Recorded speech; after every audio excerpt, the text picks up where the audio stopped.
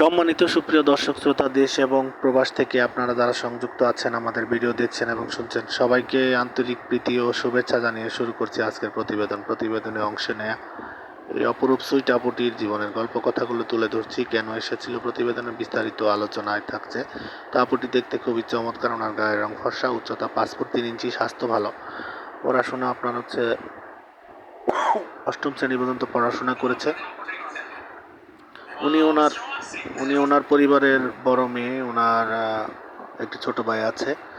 আর উনি মুসলিম, নামাজ কালাম পড়তে পারে, কোরআন পড়তে পারে। ওনার পরিবারে ওনার বাবা মা আছে।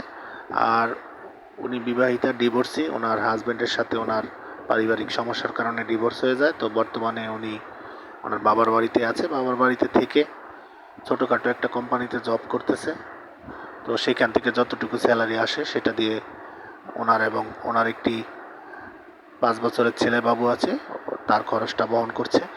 তো এখন সন্তানের কথা চিন্তা করে বা নিজের ভবিষ্যতের কথা চিন্তা করে প্রতিবেদনে এসেছে। আসলে কোনো সহযোগিতার জন্য নয়, তার সার্বিক অবস্থা জেনে যদি কেউ তাকে জীবনসঙ্গী করে, তাকে জীবনসঙ্গী হিসাবে মেনে নেয়, সে বিয়ে বসতে রাজি আছে। আর পাত্রের বয়স বা চেহারা নিয়ে ওনার কোনো মাথা ব্যথা নেই। উনি চাচ্ছে সম্পূর্ণ আপনার হচ্ছে